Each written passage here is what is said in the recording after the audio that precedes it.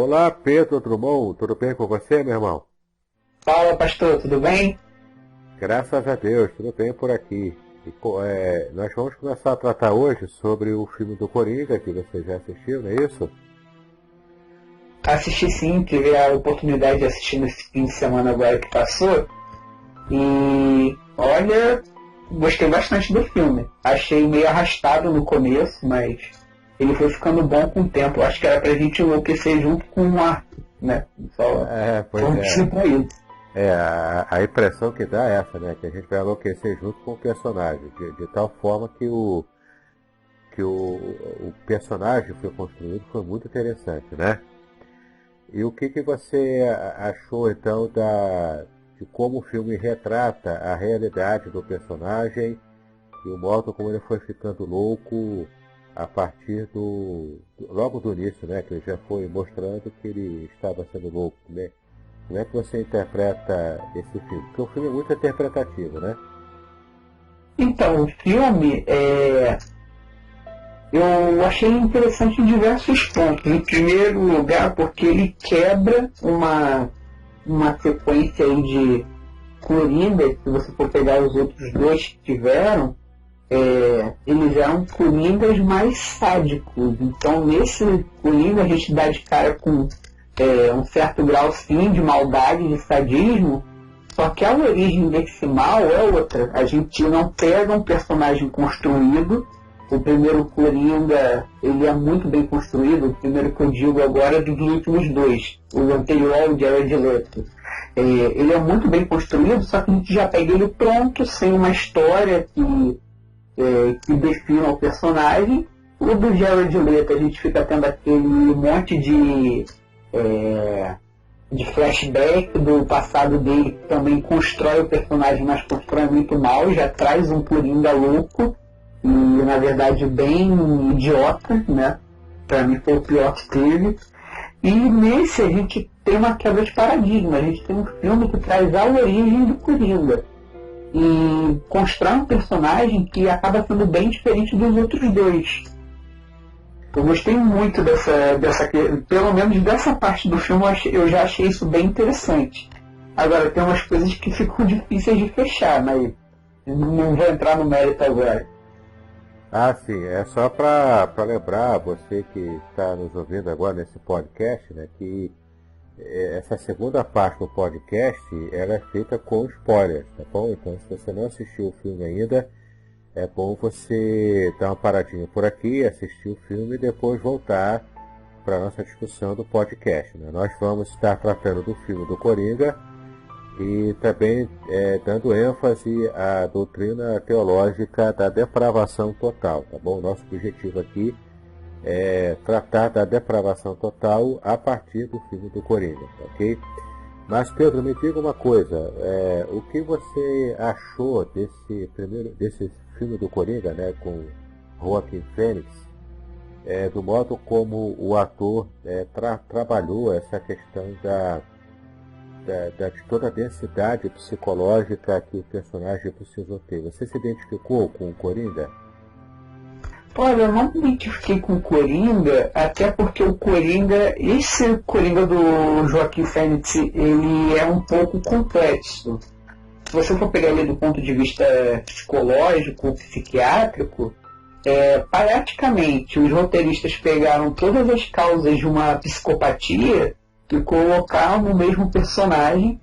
Você tem, digamos que você teria gatilhos para desenvolver determinadas condutas ou posturas relacionadas a uma doença mental que você tivesse, e eles basicamente pegaram todas as possíveis e colocaram no personagem do Coringa. Essa parte tem spoiler, né? Tem, pode falar à vontade. Então tá. Por exemplo, você tem um desenvolvimento de uma psicose. Essa é outra diferença do Coringa, desse Coringa para os outros. Ele não é um psicopata, ele é um psicótico. Ele alucina, são outros sintomas, outros modus operandi. E ele tem tanta a questão da doença dele, da psicopatia, então ele tem uma doença que ele trata o tempo todo, Aí você tem o corte dos remédios, você tem pancadas na cabeça, que também são uma causa de desenvolvimento desses sintomas negativos relacionados a uma doença mental. Você tem a questão do abandono. Parece que todos os possíveis gatilhos e razões para uma pessoa, entre aspas, enlouquecer, eles jogaram ali no personagem do Coringa com dois objetivos. O primeiro é para dizer que é um desgraçado da vida, e tudo de ruim que podia acontecer com o cara aconteceu, ou simplesmente para deixar em aberto a origem da loucura do Coringa. Por que o Coringa é doido?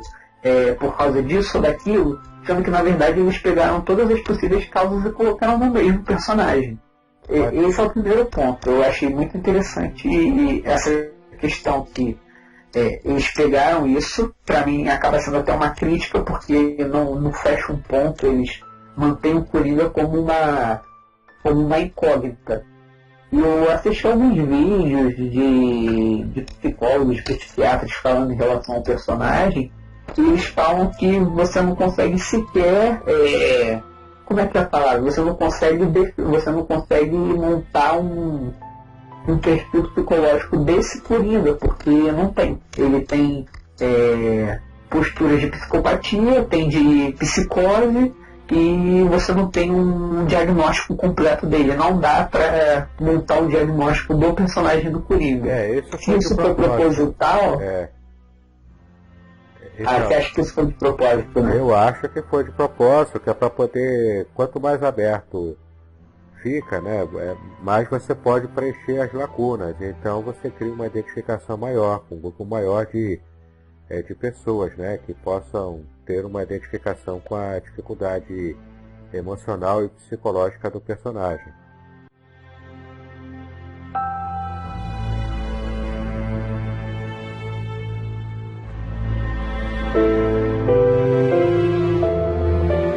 Eu não consegui me identificar com o personagem. O que eu achei que foi fácil de identificar, não pessoalmente, mas conforme a gente for conversar quando entrar na parte da depravação total, eu vou trazer um ponto que eu encontrei, um ponto de convergência e divergência entre o Coringa e qualquer cristão. Então nesse ponto eu me identificaria com o personagem.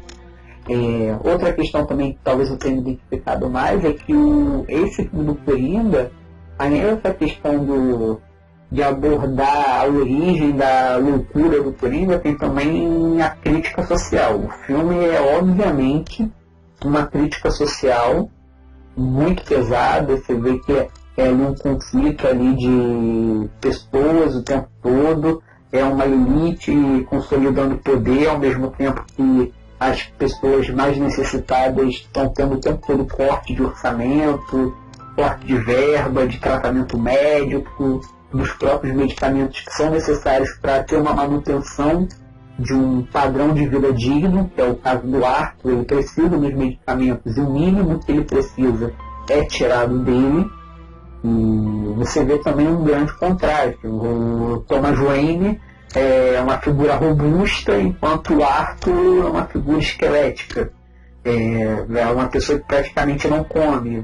Então, até nessa construção da fisionomia dos personagens, dá para você ver que tem um abismo entre duas realidades que estão ali em conflito o tempo todo.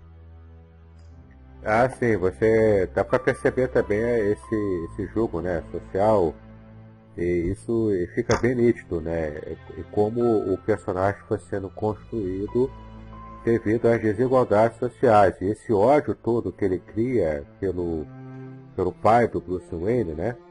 Esse ódio todo, o filme tenta ensaiar uma construção que poderia dar certo ou poderia dar errado, né? O que você achou, por exemplo, dessa insinuação que ficou em aberto sobre o fato de o Coringa ser irmão do Batman? O que você achou? Bem, em primeiro lugar, eu acho que não é. Tem essa questão. Eu acho que é um delírio da mãe. Você vê que a mãe do Arthur também tinha problemas, e realmente é uma grande possibilidade de que ela tenha delirado em relação a essa questão. O filme, na verdade, ele não te dá elementos nem a favor dele realmente ser filho, como a favor de não ser. embora ali pelo aspecto do personagem, não sei se ele está envelhecido, pela questão da doença dele e do quadro lá dele estar com pouco peso, mas ele não aparentaria ter a idade para ser filho do Thomas Wayne, entendeu? O Thomas Wayne às vezes parece até mais novo que o próprio personagem que faz o Coringa. Essa questão ficou em aberto, eu acho que ali não foi um gancho aí que não fechou. Até porque, se você for parar para pensar, não tem, eu não sei até onde que isso foi relevante para a trama, até porque quem deu o disparo que matou Thomas Wayne não foi o Coringa. Entendeu? Foi dentro daquele contexto. Se ele pega e bota simplesmente o Thomas Wayne como o oposto do Coringa, ele conseguiria trabalhar bem. Ele não precisaria criar uma trama que desse um ato íntimo aos dois personagens. A única explicação ali que dá é que ele tinha que ter um contato com o Bruce Wayne da infância, e para isso ele precisava de uma razão para ir na casa do Thomas. Foi aquela cena lá dele enfiando os dedos dele na boca da criança, e aquilo ali eu achei nojento. Não precisava, realmente. Não, realmente é nojento, mas é necessário para mostrar o nível de loucura que ele estava entrando, né?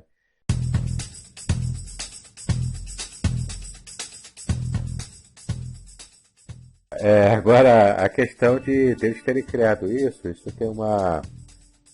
Para quem estuda o roteiro, né, quando se faz um roteiro, isso chama-se um tubarão azul. É quando você coloca um elemento que você já não deseja desenvolver apenas para despistar. Coloca um elemento falso, entendeu? Eu acho que foi isso que eles fizeram ali. Eles colocaram esse elemento falso para poder criar um despistamento e mais tarde desconstruir tudo, né? Como ele fez também com o fato daquela vizinha, né, do Arthur, que foi tudo uma construção também, o relacionamento dele foi uma construção da loucura dele, e por aí vai, né? Então, na minha opinião, foi apenas um tubarão azul, né, para poder despistar a gente e criar os plot twists que também tem bastante, né? Aquelas viradas de enredo, né, que explodem a nossa cabeça, né? Bom, então, você quer falar mais alguma coisa sobre o filme, sobre o que as suas percepções do filme, o que você achou? Olha, o filme, para mim, foi muito bem trabalhado. Foram 2 horas de filme, praticamente. As 2 horas elas te prendem bem. Eu gostei muito de como que o jogo de câmeras ele cativa a gente. O próprio uso das cores também é uma coisa que foi muito ressaltada, que você vê ali os momentos, você basicamente define os momentos de delírio do Arthur pelas cores da cinematografia.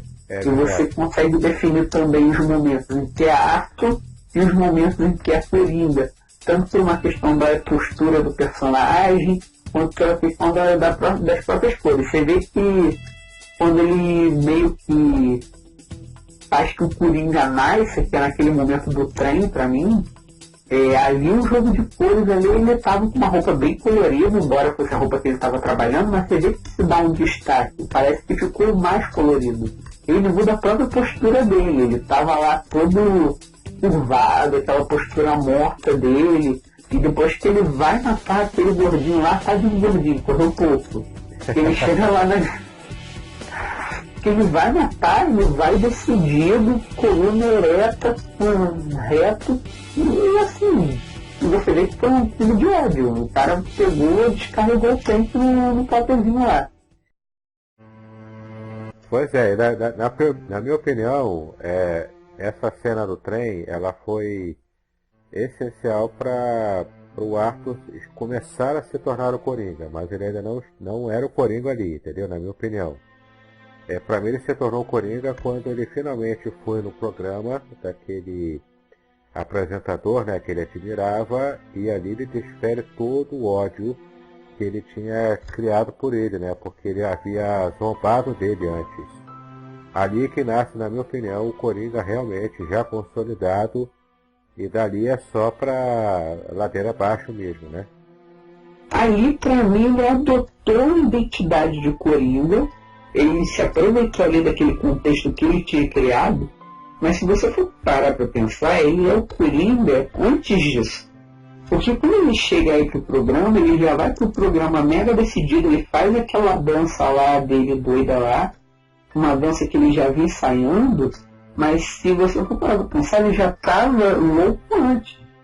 Deixou lá uma margem lá pra gente pensar que ele matou aquela mulher que ele delirava, a vizinha lá e a filha, entendeu? Então ele já, quando ele vai no programa, ele já tinha matado ela e a filha, ele já tinha matado aquele cara lá que deu a arma pra ele já tinha deixado o anão embora. Ah, o anão, a gente tem que falar desse anão também. Ai, meu Deus. A porta! Essa cena do anão, ela foi icônica. Até hoje a gente tá falando dela, né? Se bem que a gente ali talvez ele estivesse começando o Coringa. Por quê? Você vê que ele ainda está um tanto lúcido ali. Ele deixou o anão embora porque ele gosta do anão. Ele fala, você é uma das poucas pessoas que me trata bem. Entendeu?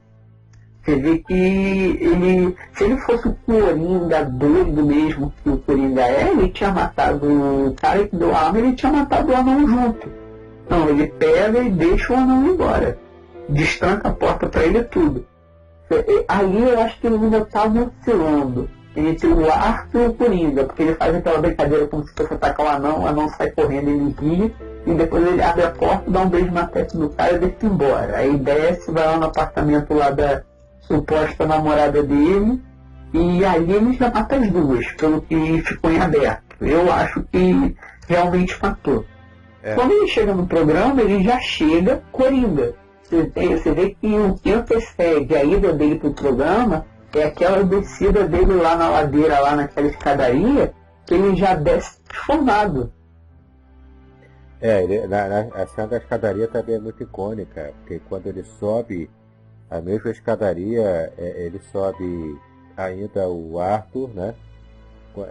Derrotado, completamente para baixo, e quando ele desce, ele já desce maquiado, ele já desce com a roupa do Coringa, e já desce uma outra figura, desce uma outra pessoa ali, né? Então essa cena também até hoje, inclusive, as pessoas estão visitando o lugar da escadaria, porque ela é real lá em Nova York, né? E as pessoas estão já está criando até treta com respeito àquela escadaria lá, porque ela já ficou famosa por causa do filme. É incrível, né? Incrível como as coisas acontecem em nosso mundo. Não, essa escadaria é realmente icônica. Se você vê que ele desce ali, é como se a ascensão dele tivesse sido a queda. Ele descendo ali, transformado, coluna ereta, numa postura como se ali ele estivesse se sentindo quem ele realmente é. Entendeu? Então que você vê que ele vai conversar lá com a psicóloga dele. Eu passei a vida toda achando que eu não existia. E fala, de repente, hoje todas as pessoas, quase todo mundo sabe que eu existo. Pra mim, o que ele está dizendo ali é, eu, Coringa, pensei que era um delírio. Ele coloca ele como Arthur e o Coringa sendo a mesma pessoa, como se o normal do Arthur fosse ser o Coringa. Então você vê que ele é um cara que quando ele ganha uma arma, ele fala, eu não posso ter uma arma, ele não fala que ele não queria, ele fala que ele não podia ter uma arma. E o que a gente vê ele fazendo? Ele ia com a arma para um hospital infantil. Foi exatamente. Entendeu? Então é como se o Coringa fosse... não dá para fazer uma analogia, porque é muito ruim aquela analogia da Jean Grey com a Fênix Negra. Eita, já complicou o negócio aí. Como se a Fênix Negra que está lá adormecida na Jean Grey, mas não dá para fazer a mesma analogia porque realmente são dois entes diferentes, um vivendo dentro do outro. O Arthur não, o Arthur é o Coringa. Só que ele está o tempo todo lutando contra o fato de que ele é o Coringa. Então ele é o cara que não pode ter uma arma, ele é o cara que quando acaba cedendo à loucura dele, ele dança. Que quando toma as condutas que o Coringa toma, ele dança, ele tem paz. Você vê que a figura de normalidade dele, de paz, de alegria, quando não é um delírio, é quando ele é o Coringa. Ele se diverte lá quando os policiais estão perseguindo ele e são chados pelos seguidores dele. Você vê ele rindo de verdade. Entendeu? Então, pra mim, essa escadaria, essa descida dele da escada, mostra que finalmente ele aceitou quem ele era. Eu sou o Coringa, eu não sou Arthur, não, eu sou o Coringa. E ele desce transformado, e aí ele já era o Coringa, não quando ele chega no programa. Ele chega no programa exatamente para declarar uma verdade que ele já sabia. Eu sou o Coringa. Entendeu? Ele já vai pro programa, e aí ele assume as mortes, ele já vem com um discurso político que na verdade não é dele. Ele absorve aquele discurso que criaram para ele. Nunca foi dele aquele discurso ali. Então ele acaba se aproveitando e montando um contexto perfeito para ele poder ascender, entendeu?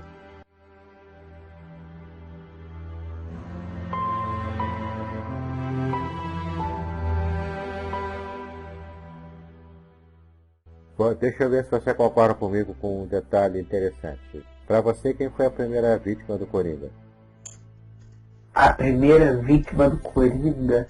Deixa eu fazer uma recapitulação aqui no filme. Tu tem que lembrar que ele matou primeiro. A primeira vítima do Coringa vai te surpreender.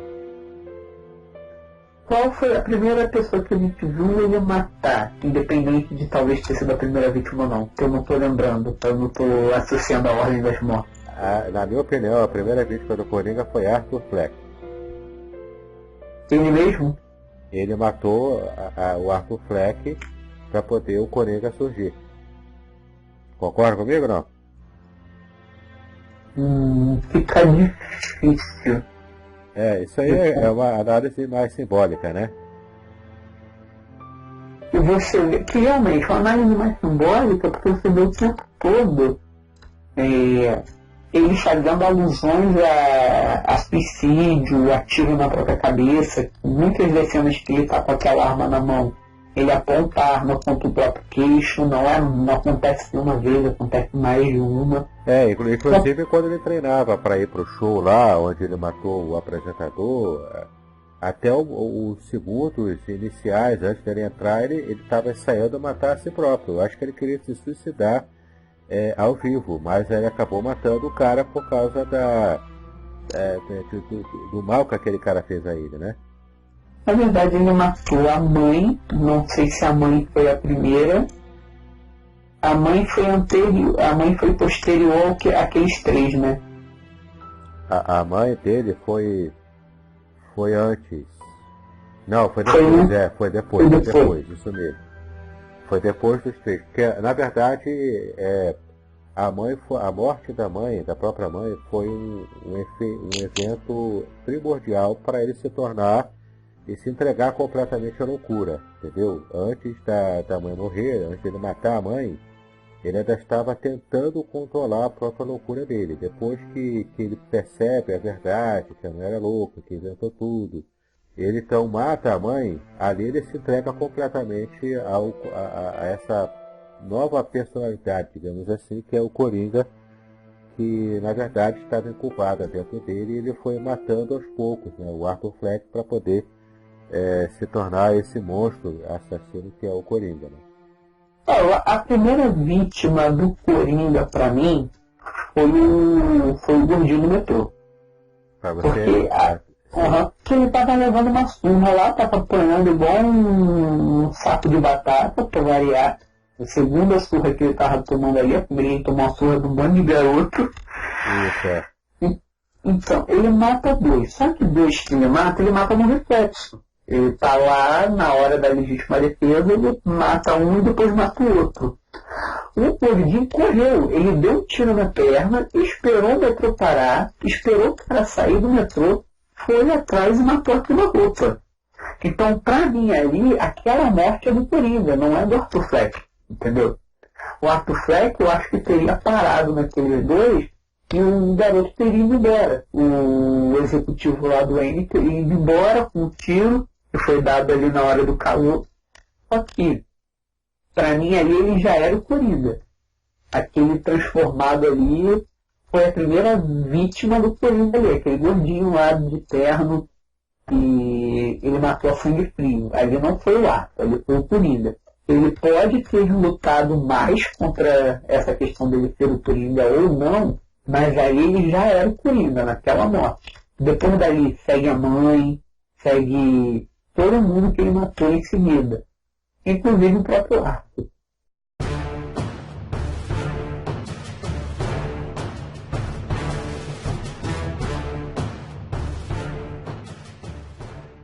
Entendi. Mas então, eu vou aproveitar esse gancho aqui para a gente começar a falar já da depravação total, né? Que é o objetivo desse podcast, né? Porque a primeira parte do podcast que eu lancei, eu tratei do tema depravação total, mas como esse podcast é dedicado à exegese e exposição, então eu fiz uma análise exegética baseada no texto de Gênesis capítulo 6. E ali, para quem assistir a primeira parte do podcast, vai conseguir perceber detalhes interessantes ali sobre como esse texto em especial trata a questão da depravação total.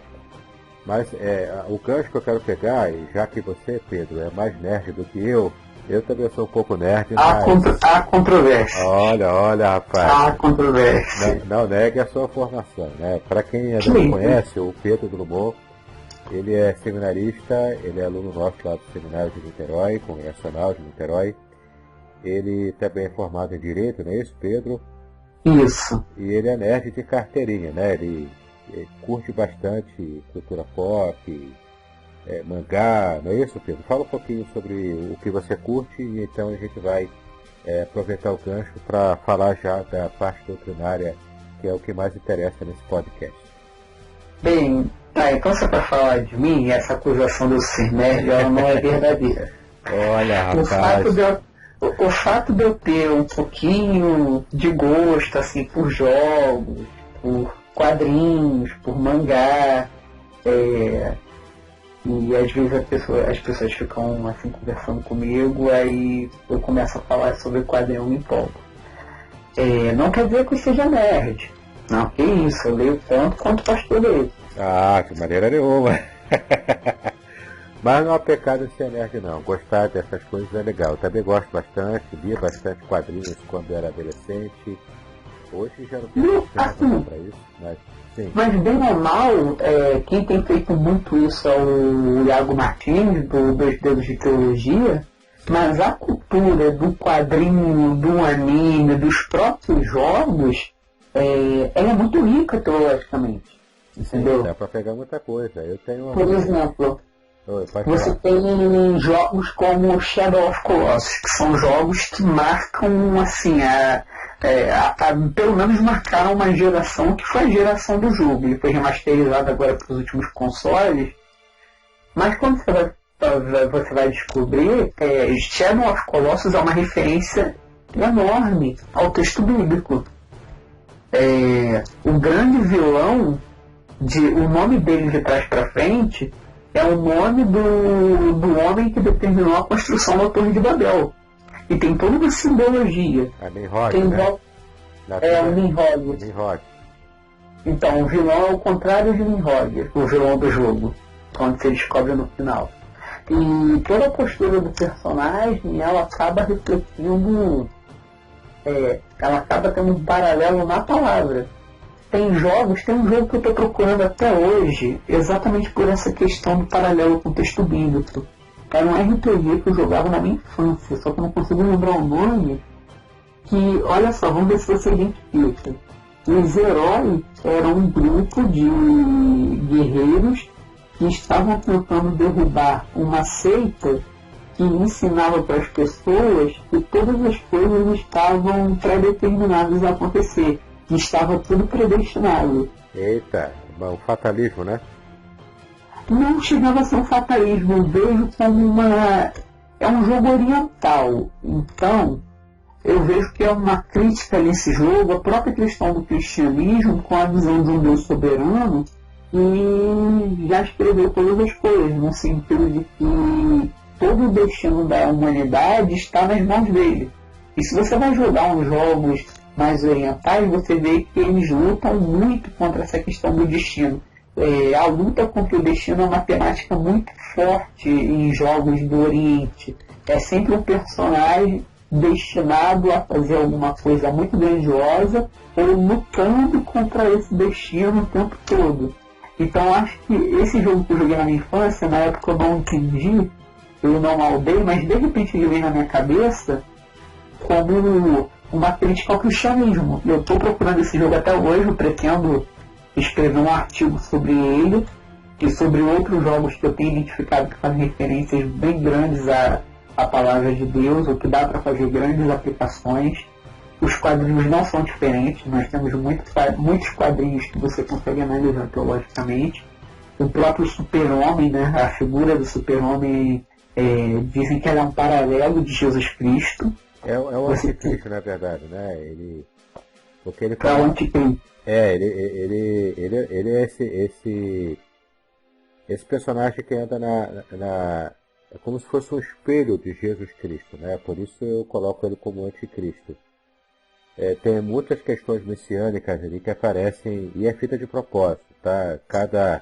Cada filme é tudo feito de propósito, para poder criar esse paralelo, nesse espelhamento de Jesus Cristo com o Super-Homem, né? O Superman, que também é uma referência ao Superman de Nietzsche, né? Aquele filósofo anticristão, na verdade, né? Eu acho que mais do que o Superman, se a gente for pegar no próprio universo da DC, eu acho que onde você vê isso muito claramente é nos quadrinhos do Alan Moore, a série do Watchmen. Sim, A figura do Dr. Manhattan, você vê que você tem lá todos os heróis, e o único herói que de fato ele tem superpoderes é o Dr. Manhattan, e a primeira coisa que fazem é idolatrá-lo, é transformá-lo num deus. E você está o tempo todo vendo o Dr. Manhattan negando que ele poderia ser Deus, entendeu? Isso tem no quadrinho filme. O homem que testemunhou o surgimento do Dr. Manhattan era um amigo dele, um cientista, e ele faz um pronunciamento falando que um super-herói, que o único super-herói que existia era americano. 30 anos depois ele volta no jornal que ele fez esse pronunciamento e declara que ele falou uma coisa errada, que não era um herói que tinha surgido e era americano, era Deus que era americano. Então você vê que há toda uma figura da idolatria, da questão do homem olhar para uma figura poderosa e fazer dela o seu Deus. Você tem um contraponto que é o Ozymandias, que na verdade retrata o homem se opondo à soberania de Deus, ou no caso se opondo à soberania do Dr. Manhattan. Aí você tem declarações icônicas como, por exemplo, o homem mais inteligente do mundo para mim é como se fosse o verme mais inteligente. Ou seja, não tem nenhuma capacidade para me enfrentar por melhor que você seja em relação a todos os outros que são iguais. Então você tem dentro do universo dos quadrinhos, dos animes, dos jogos de videogame, muita cultura que pode ser explorada. Inclusive eu tenho tentado trabalhar nisso, eu tenho alguns projetos de livros e artigos, porque é um público, é um grupo de cristãos que eu acho que a gente tem um pouquinho de dificuldade para trabalhar. A gente trabalha muito com alguns grupos e outros a gente acaba marginalizando, até porque é o grupo que joga Yu-Gi-Oh!, que a igreja fala que é cartinha do demônio, entendeu? Sim. É o grupo que tem todo um preconceito porque dialoga com questões de mitologia, dialoga com a questão da criatividade, com a questão do que é lúdico. E a postura da igreja nos últimos anos foi sempre olhar para aquilo que não é estritamente bíblico e ver como algo puro. Eu já vi cristãos criticando o Senhor dos Anéis, sem saber que Tolkien tinha toda uma questão teológica por detrás da história dos elfos, dos anões, dos dragões. e imputando aquilo como obra do diabo, porque falava de dragão, falava de elfo e falava de magia negra. E Tolkien era católico, né? E tem também o C.S. Lewis, né? Que trabalhou em as Crônicas de Nárnia.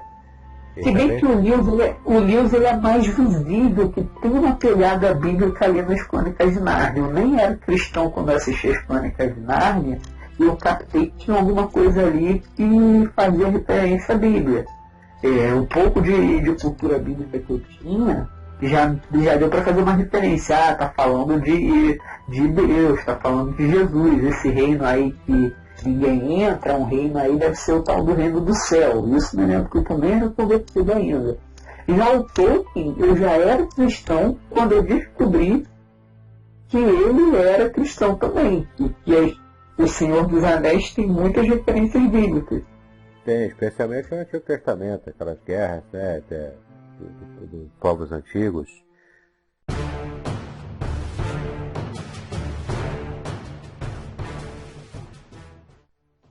Bom, vamos fazer então agora o link, o Pedro, com a doutrina da depravação total. Vamos tratar agora de teologia, né, citando passagens bíblicas, conceitos teológicos. E se você for lembrando também do Coringa, né, que é o nosso tema também desse podcast, você também pode fazer o link, tá bom? Do material que você preparou sobre depravação total e também fazendo esse link com o filme, né? Eu quero começar aqui com uma definição, tá? Que eu tirei da Enciclopédia Histórico-Teológica da Igreja Cristã. Se você tem essa obra aí, é na página 412.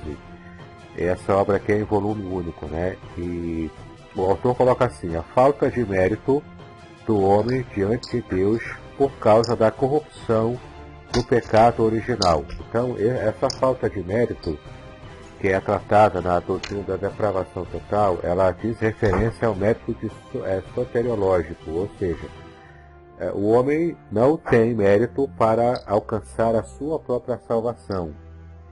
E isso é importantíssimo a gente perceber, porque a depravação total, ela atingiu o ser humano, né, no seu próprio conceito, de forma completa, em todas as áreas, como a gente vai aos poucos destrinchando aqui.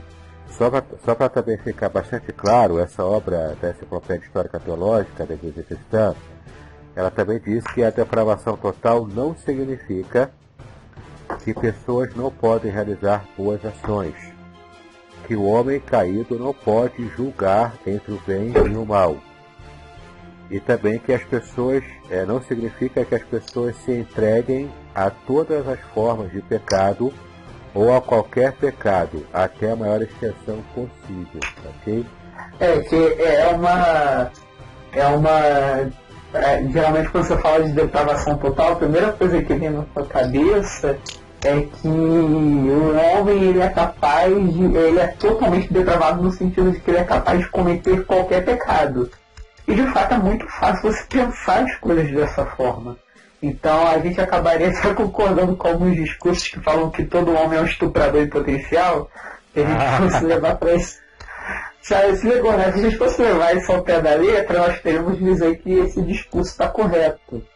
Mas a depravação total é exatamente esse ponto, de que o homem é totalmente depravado, no sentido de que não há uma área da existência humana que não tenha sido afetada pelo pecado de Adão. Então, nossos pensamentos são pecaminosos, nossa ética é pecaminosa, nossas condutas são pecaminosas, nosso pensamento, nossas emoções, nossa carne, tudo isso foi afetado pelo pecado. Nossa relação com a família, até mesmo com a natureza.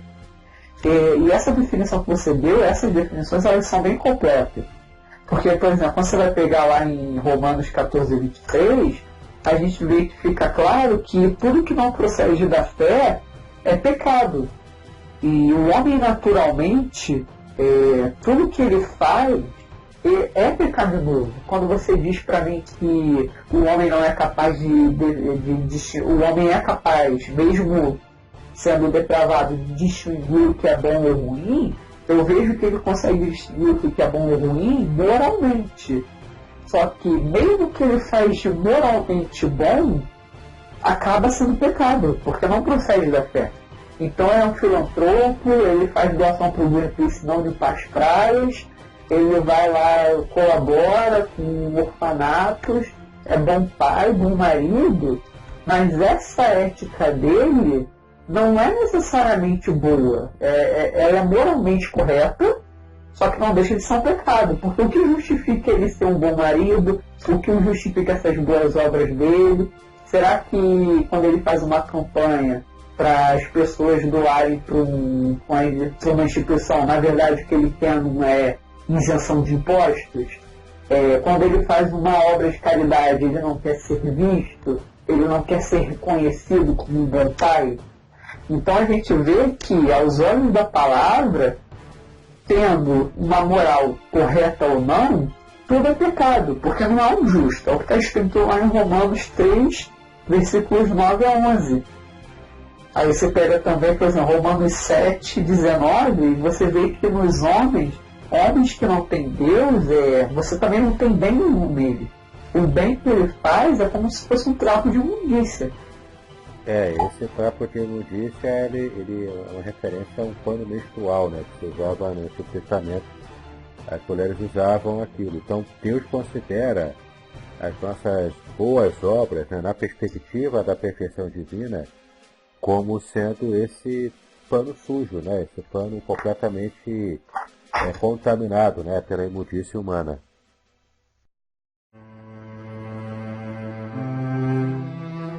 Exato. Aí você vê, para mim o texto mais claro é o de Romanos 14, 23. Ele deixa claro que o homem não tem capacidade nenhuma de agradar a Deus naturalmente. Porque se tudo que a gente faz não procede da fé é pecado, então todo homem naturalmente ele está condenado, independente do que ele vai fazer. Entendeu? Todas as obras dele são ruins. Vamos abrir aqui Romanos 14, 23, que você citou, para que nossos ouvintes possam entender, né, e possam perceber o seu argumento. Eu abri aqui Romanos 14, 23, na versão Almeida Corrigida Fiel. Mas aquele que tem dúvidas se come, está condenado, porque não come por fé, e tudo que não é de fé é pecado. É essa a passagem que você queria? É essa passagem mesmo. Você vê que Paulo está dentro daquele contexto do come ou não come carne sacrificada a ídolos. O que Paulo está trazendo ali não é uma grande discussão teológica definindo um conceito. Paulo está abordando de uma questão cotidiana. Era um problema corriqueiro. A carne de Corinto era uma carne sacrificada. Então você tinha um problema, eu como ou não como a carne? E ele fala, ele deixa claro nesse versículo que tudo que não procede da fé é pecado. Então se você come a carne, que você tem fé que Cristo é o único que salva, é o único que tem poder, e que nenhum dos ídolos ao qual a carne foi sacrificada tem poder, então você comeu para honra e glória de Deus, não há nenhum problema com isso. Agora, se você come e você não tem fé no poder de Deus, ou você não tem fé de que aquilo não tem nenhum poder, aquele ídolo não tem nenhum poder, que aquele alimento não vai te afetar, isso acaba se tornando pecado. Ele traz questões como consciência. Se a nossa consciência ela nos aponta, aí a gente já está pecando. Entendeu? Eu vejo dessa forma. Para mim essa passagem ela é bem clara, para mostrar para nós que até mesmo para comer uma carne, ou contextualizando, para comer um doce de Cosme e Damião, a gente tem que ter consciência do que está fazendo e tem que fazer isso tendo fé no que o único que tem poder é o nosso Senhor Jesus. Se a gente não faz dessa forma, a nossa conduta é pecaminosa, não tem discussão. E da mesma forma que isso se aplica a uma questão de alimentação, se aplica a qualquer área da nossa vida. Tudo que a gente faz sem fé é pecaminoso.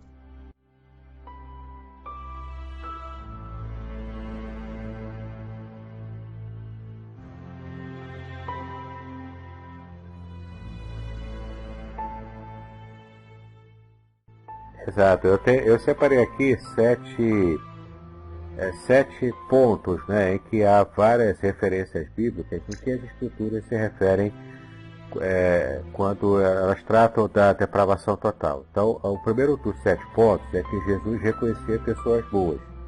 Está em Mateus 22, versículo 10. Então já demonstra claramente que há algum nível de bondade, né, em cada ser humano, apesar dessa depravação total ser uma realidade. A segunda delas mas Cristo rotulou seus próprios discípulos como homens maus também. Você pode verificar isso em Mateus 7, versículo 11.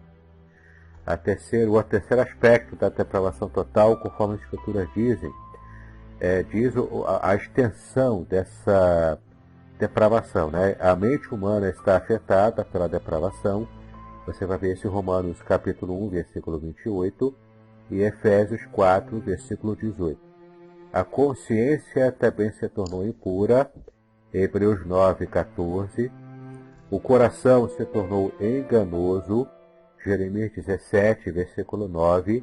E a humanidade, por sua própria natureza, está sujeita à própria ira de Deus, Efésios 2, versículo 3. Você vai ver isso aí. O quarto aspecto bíblico da depravação total é que Deus enviou o dilúvio como castigo da depravação da humanidade, em Gênesis 6, versículo 5. E para você ter uma ideia mais abrangente sobre essa passagem, você assiste a primeira parte. Você escuta, na verdade, né, a primeira parte do podcast, onde eu faço a análise exegética dessa passagem. O quinto aspecto da depravação total, de acordo com a Bíblia, é a depravação, segundo Cristo, está no íntimo do ser humano e é a raiz de todas as más ações desse ser humano. Você pode conferir em Marcos, capítulo 7, de 20 a 23. O sexto aspecto é que Paulo também demonstra que ela está profundamente arraigada no ser humano. É universal e total, conforme está em Romanos, capítulo 3, de 9 a 18. E por fim, o sétimo aspecto é que o homem não tem capacidade de salvar-se a si mesmo. Pode praticar o bem e fazer escolhas, mas não pode regenerar-se a si mesmo, como está em João, capítulo 1, versículo 13. A não ser que o Espírito Santo ilumine o indivíduo, este permanecerá nas trevas, porque não tem forças para sair por si próprio dessas trevas, como está em 1 Coríntios 2, versículo 14.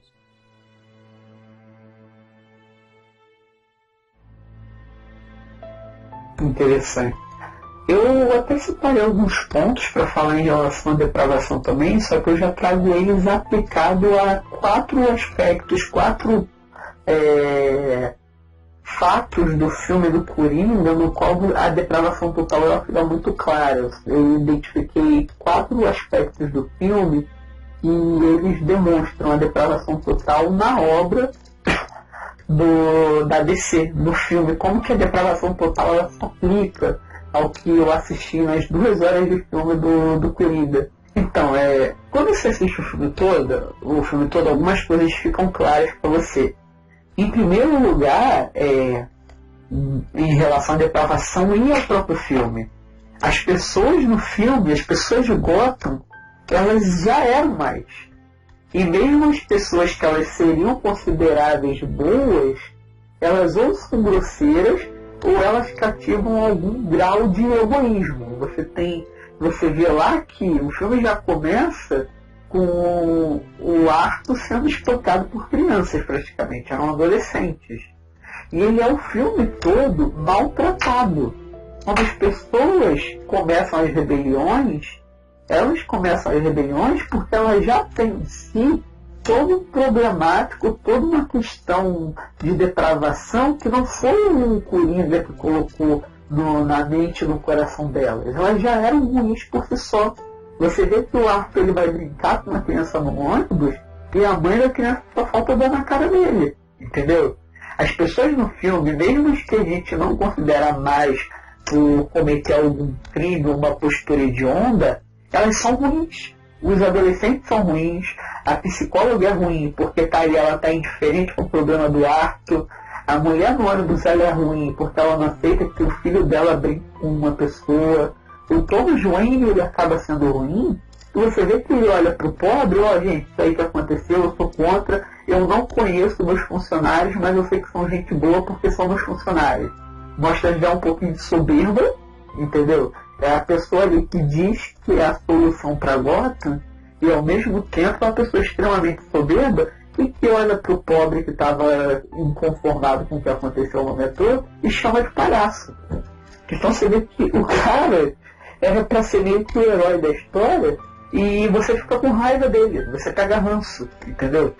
Isso até desconstrói bastante do mito do Batman, né? Porque Exatamente. O Batman se mira no próprio pai como sendo esse paladino da justiça, né? Da bondade, e isso meio que forja o caráter do Batman quando o Thomas Wayne morre, ele assiste, né? Isso meio que forja para que ele se torne o Batman, né? Que ele se torne. E o Batman, cara, já é uma figura muito, muito legal em relação a isso. Que é tipo assim, eu sou o Batman, eu não uso armas de fogo e eu não mato, mas se for necessário eu vou alejar você. Ou seja, ele não mata um vilão, ele não mata o bandido, mas ele deixa o cara numa cadeira de rodas se for necessário. Entendeu? Ele tortura como investigação. E mesmo essa questão do matar, isso acabou ficando muito relativizado com o Batman também, porque você vai descobrir mais à frente agora nos quadrinhos que não existia um Coringa, existiram 3. Dois Coringas o Batman matou.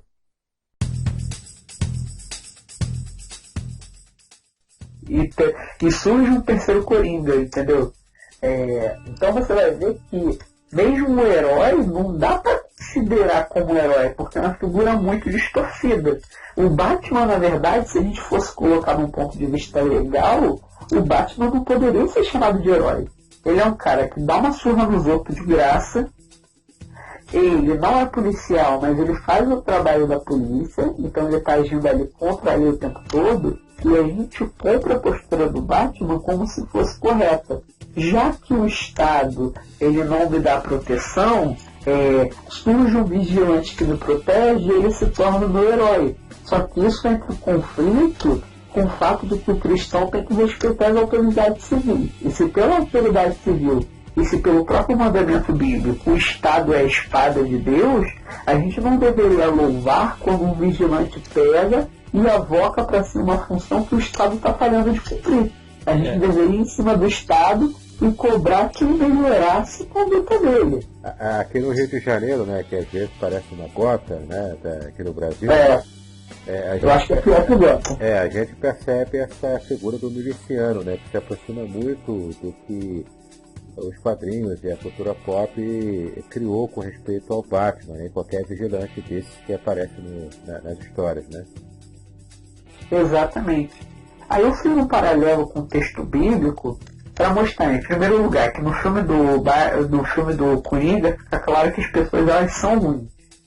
Então a gente vê lá que é como se Gotham tivesse sido entregue aos seus próprios pecados. Igual a gente tem a figura lá de Romanos 1,18, mostrando que do céu se manifesta a ira de Deus sobre toda a impiedade e injustiça dos homens que detêm a verdade e justiça.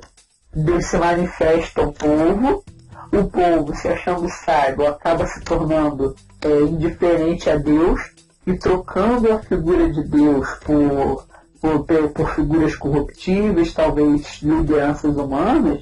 E qual é a postura do Senhor nesse momento? Entrega ele aos próprios pecados. Gotham é uma cidade entregue aos próprios pecados. E é uma cidade que você vê que tudo de ruim que pode ter, tem. E as pessoas são ruins.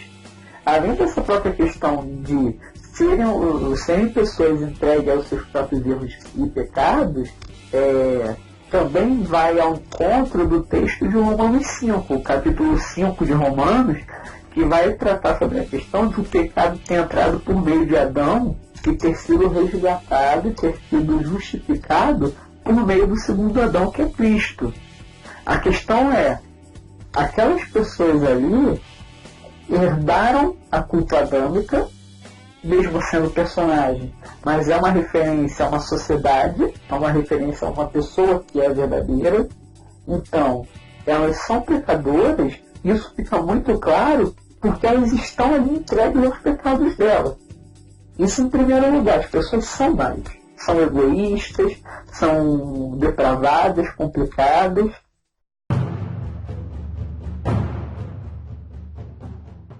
Em segundo lugar, eu tinha separado também, reparei no filme, que o Coringa, ele não procurou seguidores. O Coringa, embora ele quisesse fazer uma fama dele como comediante, ele quisesse ser reconhecido, ele não queria ser seguido. Você não vê o Coringa, durante todo o filme, como uma pessoa buscando aliados para criar uma anarquia. Pelo contrário, o Coringa encontra uma anarquia pronta e é levantado como líder dessa anarquia. Tudo começa lá, quando ele mata 3 executivos.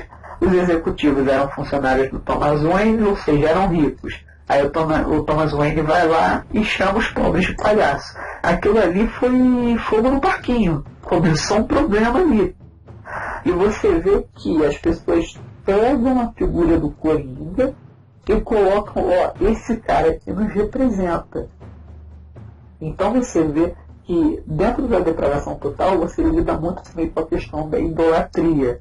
Aquele povo de Gotham levantou um ídolo, levantou um líder que refletia tudo de ruim que eles eram. Você vê que Gotham não levanta um ativista de uma ONG, não, ele levanta um psicopata que matou gente. Porque aquele psicopata representa o que Gotham é. Gotham, qualquer morador de Gotham que estava ali naquele contexto, ele olhou para o que o Coringa fez e falou, eu teria feito a mesma coisa. E a gente vê que isso fica bem claro em textos bíblicos como Isaías 2,8, que diz que a terra está cheia de ídolos e eles se inclinam diante de obra de suas mãos. Esse tema da idolatria é um tema que vale até um novo podcast, né? Ele é bem interessante. Com certeza. E é muito nefrálgico na própria Bíblia, né? Tratar disso e está muito na raiz do que a Bíblia trata, desde o Antigo Testamento até o Novo Testamento também. Então, dentro desse ponto, você vê que a cidade de Gotham, ela idolatra o Coringa, porque o Coringa é um representante nato da cidade de Gotham. O Coringa é um cara agressivo, é um cara que agride, é um cara que mata, da mesma forma como aqueles 3 executivos, que eram os caras que representavam o melhor da sociedade, entre aspas, estavam assediando uma mulher no metrô e espancaram um palhaço. Entendeu? O Coringa, ele não levanta seguidores, ele é levantado por seguidores que ele nem sabia que tinha. A cidade olha para ele e fala, esse cara nos representa. Isso vai a favor de textos como Isaías, isso mostra que os homens, textos como que diz que os homens tomaram para si ídolos, de acordo ídolos feitos por suas mãos, que nesse contexto seriam ídolos feitos por seus ideais. A gente tem também um relato lá do bezerro de ouro. Praticamente o Coringa é um bezerro de ouro, entendeu? O Coringa é aquela figura idolatrada. Na verdade, a gente vê a construção disso. Ele próprio, quando se enxerga como esse palhaço assassino, né? Naquela cena em que ele imita aquela imagem do jornal, e aquele sorriso macabro, e também quando ele vê um dos influenciados, né, por ele, com a máscara, ele se sente forte com aquilo, ele se sente bem com aquilo, ele próprio se enxerga como um ser humano só naquela situação e não antes disso, né? Porque ele era um pária da sociedade, ele era um ninguém, um Zé Ninguém. E a partir daquele momento em que ele se descobre um assassino, ele vê um potencial para algum tipo de coisa que ele não via antes, né?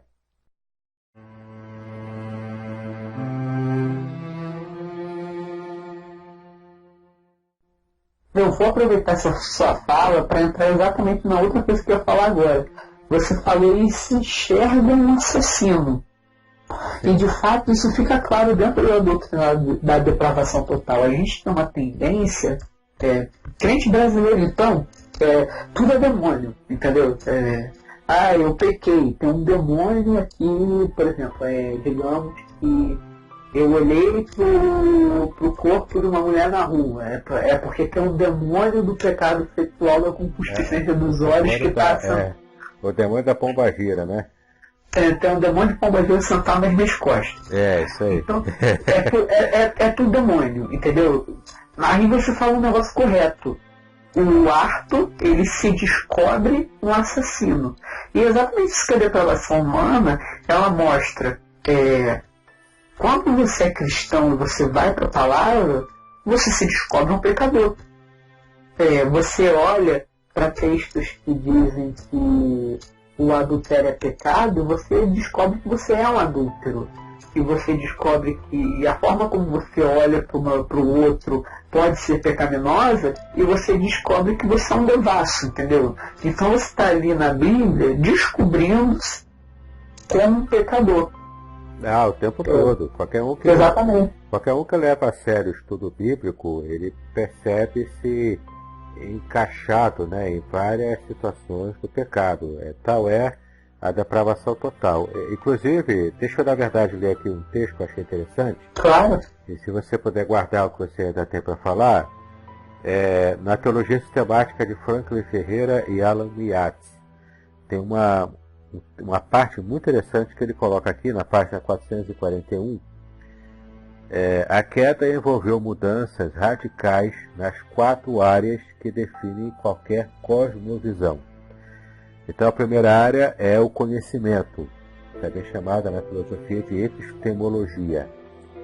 A segunda área, existência, a ontologia. Terceira área, ação, ética. E a quarta e última área é o alvo do universo, que é a teleologia. É interessante a gente perceber o quanto a degradação do Arthur Fleck, se tornando Coringa, também atingiu, é mostrado no filme, essas 4 áreas, né? O conhecimento dele, que foi se deturpando, a própria percepção da sua existência, as ações, e depois ele próprio enxergando o seu lugar no universo, né? Que é a teleologia. É bem interessante como a gente percebe, é bem interessante como o filme retrata essa degradação completa e total do personagem, né? Justamente como a queda afetou a humanidade nessas 4 áreas principais. Nossa, eu tô imaginando você na sessão de cinema, a pessoa olhando pra você e falando: "Ei, o que você achou do filme?" Aí tu vira pro cara falando: "Não, fica bem claro que a depravação humana violou 4 áreas vitais aqui na vida do Fleck." Essa é uma análise posterior, né? Vai percebendo as coisas. Mas completa o seu pensamento para a gente poder seguir. Não, é que assim, no Brasil, tudo é demônio. Se você comete um pecado, você está sob a influência do demônio. Então, a nossa tendência não é assumir a culpa dos nossos pecados, é jogar a culpa ou no demônio ou na figura da tentação. Aquilo que nos tenta é o culpado da nossa queda, a gente faz isso, entendeu? Isso fica muito claro. Não tem como não falar, por exemplo, de questões de pecados sexuais, porque isso realmente é uma realidade. Então, se você comete uma concupiscência com os olhos, a sua tendência é culpar a mulher que está passando na rua com uma roupa semi-transparente. Você não para pensar que você tinha a obrigação de desviar o olhar, você culpa o objeto do seu pecado. Aí você até se culpa, fala que a carne é fraca, não dá para resistir. Isso é uma penalização, né? Exatamente. Mas você vê que o Coringa, ele não faz isso. O Coringa, ele está ali o tempo todo sendo influenciado pelas coisas que estão acontecendo em volta dele, mas ao mesmo tempo, tudo que ele faz é parte de que ele já era, entendeu? Igual cristão, nós como cristãos, nós somos tentados, mas nós somos tentados naquilo que nós já temos em nós. Então, por exemplo, eu posso ter muita tentação a cometer um pecado de mentira, e eu posso não ter tentação nenhuma a cometer um pecado de sodomia. Eu sou tentado por Satanás naquilo que já é depravado dentro de mim. Ele não me corrompe, eu já sou corrompido, eu já tenho uma natureza pecaminosa, Ele simplesmente vai naquilo que eu sou fraco e me tenta. Então você vê que o Coringa, ele é uma pessoa que ele tem aquele perfil anárquico, aquele perfil matador, assassino, e ele é tentado por tudo que está acontecendo ali à volta dele. É o abandono, é os problemas com a mãe, é a psicóloga que nunca presta atenção nele, são os amigos do trabalho que zombam dele, que acham ele esquisito, são as pessoas que tomam a postura do Coringa como um ato de heroísmo. Por exemplo, você vê também que ele começa a ficar doido quando o cara que ele idolatrava na televisão usa ele como uma figura de chacota. Então o Coringa, ele é uma construção de tudo que aconteceu no contexto da vida dele, mas ao mesmo tempo ele estava sempre ali, sendo tratado com remédio, sendo tratado com bloqueio emocional do ato.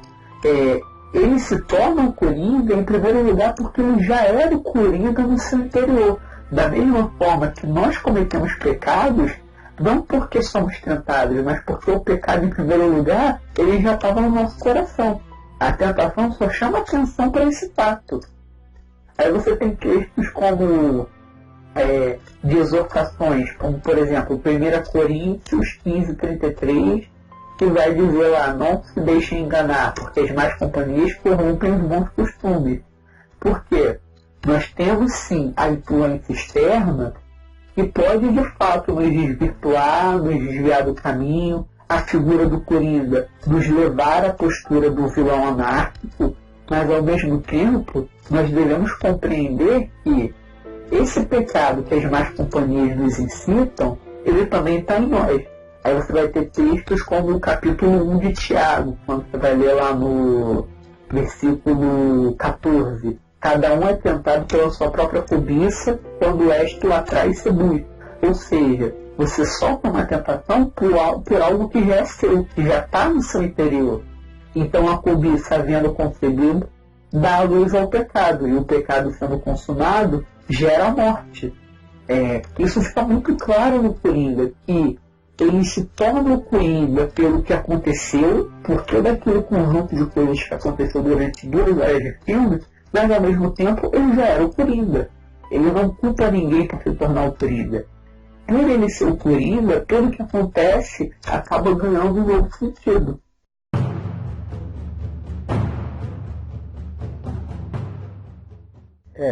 O filme é bem honesto em retratar isso, né? Ele coloca realmente o personagem descendo ladeira abaixo, se encontrando nessa depravação que ele recentemente descobriu, e ele vai construindo a sua própria personalidade à luz dessa degradação, né? Isso demonstra bastante, de forma bastante crua, o que é realmente o ser humano após o pecado, né? A gente não presta, a verdade é essa, nenhum ser humano presta. Exatamente. E o pouco do que a gente consegue enxergar de coisa boa no ser humano é graça de Deus, é graça que nos constrange, é graça que nos envolve, é graça que está conosco, né? Ainda que a gente esteja tão submerso nessa depravação, né? É só ler Romanos 7. Quem lê Romanos 7 vai perceber que o próprio Paulo diz que o bem que ele quer fazer, ele não consegue fazer, porque ele está aprisionado. Ele está preso a essa carnalidade, a essa constituição completamente vendida e depravada, né, por causa do pecado. E assim, encerrando isso no raciocínio, o quarto apontamento, uma quarta coisa que ficou claro para mim no filme também, foi que há um ponto de convergência do filme do Coringa com que o ensino bíblico da palavra de Deus traz para nós. É o fato de que o Coringa, ele reconhece a depravação dele. Você tem a figura lá aquele ato na escadaria, aquela cena icônica, aquilo ali é o Coringa reconhecendo: eu sou o Coringa. E dali para frente, ele se entrega à sua impiedade. Isso é um paralelo bíblico muito interessante, porque o cristão, em certo grau, ele acaba tomando a mesma postura que o Coringa. Porque nós reconhecemos a nossa impiedade, a nossa depravação, só que diferente do Arthur, a gente não se entrega àquilo que nos afasta de Deus. A gente corre em direção à cruz, pedindo por misericórdia. O Arthur, na verdade, é uma representação muito forte do ímpio. Ele tem noção do que ele é, ele tem noção do que ele é capaz, e ao invés de recorrer, óbvio que não é um filme cristão, então isso de fato não aconteceria, ele precisa ser um vilão, ao invés de se jogar aos pés da cruz ou procurar ajuda, ele se entrega à própria natureza. E quantas pessoas nós temos por aí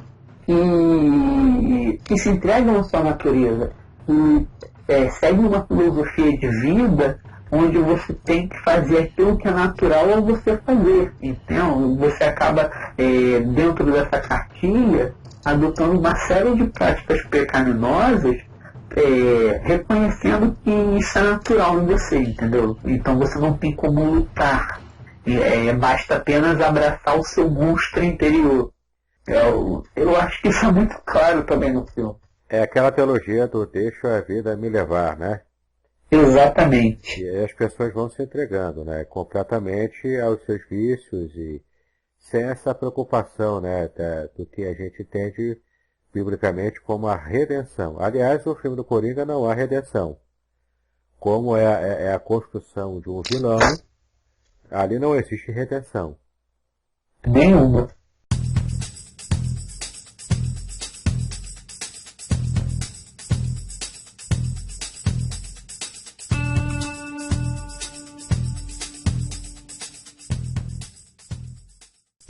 Exato, e é o contrário do que a Bíblia diz, né? A Bíblia nos ensina que há sim redenção para aqueles que colocam a sua situação de pecado na cruz, né? Cravada na cruz juntamente com Cristo, né? O próprio Jesus disse que para que a gente possa ter a vida eterna, a gente precisa nascer de novo, né? João 3 fala com bastante propriedade disso, né? Então, se você que ouve esse podcast ainda não teve uma experiência de redenção em Cristo Jesus, não precisa se entregar às mazelas do seu próprio pecado, do seu próprio erro. O Senhor Jesus, ele pode abençoá-lo, né?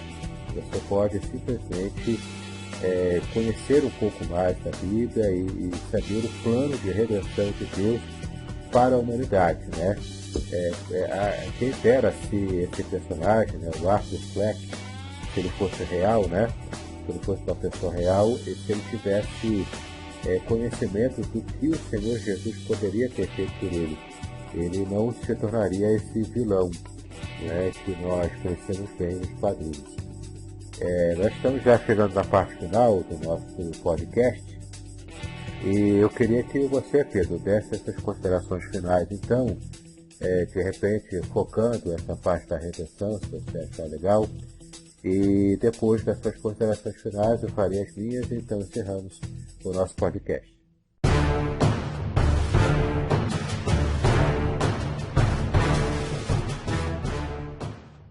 Assim, nas considerações finais, eu não consegui trabalhar a questão da redenção, porque o filme ele deixa bem claro que o que acontecer ali é pior do que o que a gente já tinha visto. Aquela cena foi absurda, o Coringa sendo colocado em cima da viatura e ele sangrando, ele puxa aquele sangue da boca dele com os dedos e forma um sorriso. Então ali ele mostrou, agora o negócio vai ficar ruim, porque agora eu vou assumir a liderança desse movimento que está começando aqui agora e as coisas vão piorar. E de fato, na verdade, eu espero que não piore, porque eu não espero que esse filme tenha uma continuação. Não vai ter não, isso é difícil não. Assim, porque vai ser muito complicado a gente ver o Batman batendo no idoso de 68 anos, né? Porque Pois se eu for parar pra calcular que o Arthur ele tem mais de 30 e que o Bruce é uma criança na hora daquele encontro, né? O estatuto do idoso direto lá na vez. Exatamente. É mais um motivo pra gente falar que nem o Batman é herói, porque o Batman bate idoso. Inclusive nos quadrinhos tem uma teoria de que o Batman bate até em mulher grávida. Dos quadrinhos não, no videogame. Eita, isso aí não. Você vai jogar o Batman Arkham Knight, tem uma fase que eu acho que é contra a Arlequina, que você passa pelo banheiro dela, tem exames de gravidez no banheiro da Arlequina, e cenas depois do jogo, você entra em confronto com ela.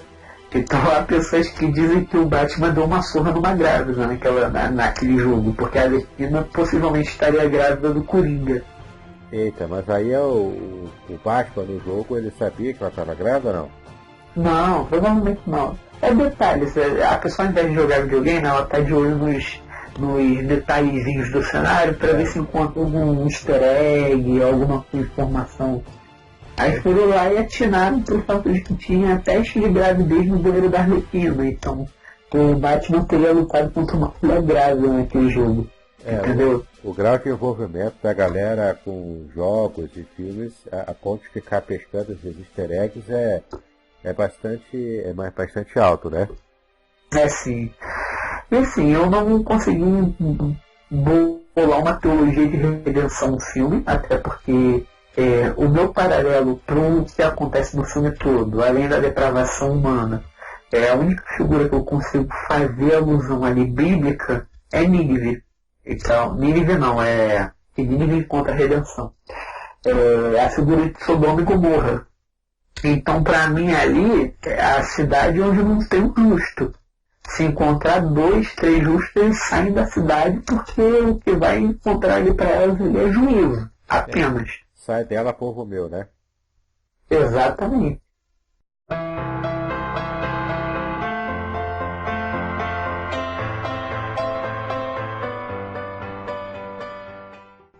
A Nínive também, ele encontrou redenção temporária, momentânea. Depois ela foi novamente destruída. Ela foi realmente destruída porque o arrependimento dela não durou muito tempo. Então, eu quero terminar então, nas minhas considerações finais. Eu concordo com o Pedro. O filme não mostra a redenção, é o personagem indo ladeira abaixo e se tornando o icônico vilão, né, da carreira do Batman. E a gente assistiu isso, né, com bastante requinte de detalhes e de crueldade também. Para mim foi uma experiência válida. O filme é um filme pesado, não é recomendável para qualquer tipo de personalidade. Tem pessoas que têm um estômago mais fraco, né? Ele funciona como um soco no estômago, né? E o filme ele é recomendável apenas para quem curte, né, esse tipo de pensamento assim mais forte e consegue enxergar esse filme como apenas uma representação, né, e não como algo que possa realmente influenciar para que se torne um novo estilo de vida. Né? E se você gosta de assistir um filme pesado, eu vou te recomendar um chamado Paixão de Cristo, do Mel Gibson. Esse é pesado, pois é. Isso é bem pesado. Apesar do foco ali ser a redenção, mas ele foi feito, né, de modo muito pesado. Exatamente. Se for para assistir um filme pesado, pelo menos assista um filme que vai te fazer refletir no que é correto. Vai te fazer chorar pelas coisas certas, né? Exatamente. Pelos motivos certos. Então, olha só, eu queria também indicar aqui alguns livros e algumas páginas desses livros, né, que alguma coisa eu falei aqui nesse podcast. E eu quero recomendar para você que se interessa em conhecer um pouco mais da doutrina da depravação total. Primeiro é a Teologia Sistemática de Luz Verkoch. A versão que eu tenho aqui é uma versão antiga, na editora Luz para o Caminho, nas páginas 220 a 263. E se você comprar a versão mais atual, provavelmente as páginas serão diferentes, mas você consegue achar ali a doutrina da depravação total em Verkoch, né, que é o livro mais importante da teologia reformada, né?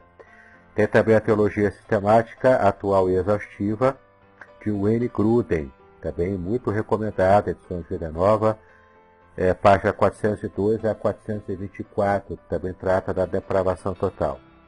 A Teologia Sistemática de Millard Erickson. Eu gosto bastante de Millard Erickson porque ele tem uma pegada exegética, né? Como eu gosto de exegese, essa teologia sistemática dele vem bem a calhar a nosso interesse, né? Então, o Millard Erickson, Vida Nova também, Edições Vida Nova, página 541 a 633. Teologia Sistemática, de Franklin Ferreira e Alan Miatz, da Edições Vida Nova também, da página 423 a 479. E o último livro que eu queria indicar, esse é mais simples, ele é mais fininho também, Fundamentos da Teologia Reformada, de Ernest Steinmeier, página 49 a 78. Também trata desse tema da depravação total. É da editora Mundo Cristão esse último livro aqui.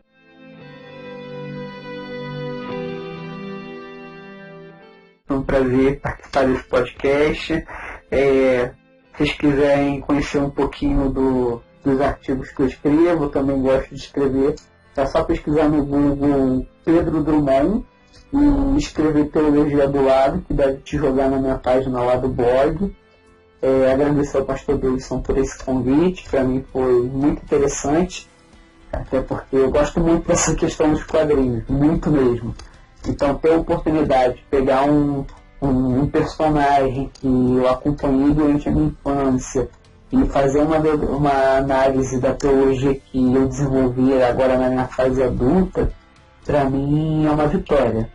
Poder refletir em tudo aquilo que fez parte da minha vida com um olhar para Cristo, mesmo que seja uma história e não tenha nenhum fato real implicado nela. E espero participar de outros podcasts, né? Com o pastor Davidson. Então já fica aqui o meu alto convite. Então, Pedro, foi um grande prazer para mim ter você aqui participando desse podcast. Gostei bastante desse formato, né, de diálogo, de conversa. Pode ter a certeza de que outros convites virão, né? Porque eu também trabalho com temas de cultura pop, né? É bem o meu estilo de trabalho também, né? Eu tenho inclusive alguns e-books à venda na Amazon sobre Simpsons, sobre a teologia de Matrix. É bem interessante, né? Um dos livros sobre os Simpsons que eu tenho lá em formato digital é Homer Simpson, o meu herege favorito.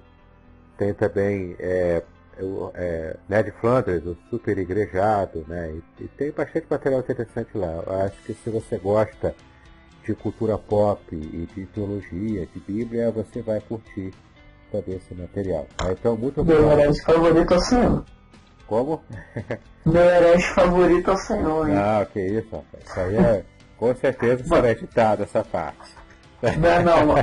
Assim, uma curiosidade para você que está ouvindo, o pastor Davidson, ele é professor no Seminário Teológico Congregacional de Niterói, e durante aproximadamente 5, 6 anos, ele foi professor, praticamente dono da cadeira de seitas e heresias. Assim, é muita identificação com o assunto. Então, vocês estão falando com o cara certo. Se vocês quiserem falar de heresia, ele é o cara. Bom, não chega a esse ponto, né? O que conta, eu já fui professor da cadeira, mas o que conta é o que eu faço hoje, né? Hoje eu dou aula de hebraico e de exegese bíblica lá no Seminário Teológico. Mas ainda assina com 3 pontinhos na assinatura. Não, isso aí é implica da oposição, rapaz. Isso é implica da oposição. Mas então, Pedro, muito obrigado pela sua participação. Foi uma honra ter você aqui.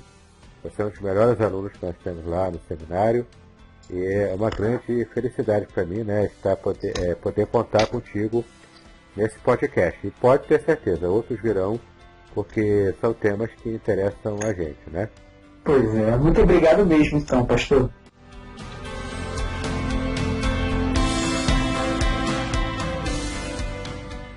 Ok, muito obrigado a você que nos ouviu até agora nesse podcast. Eu espero que tenha sido legal para você, tenha sido de grande valia esse conhecimento e que seja bênção também para o seu conhecimento teológico, tá bom?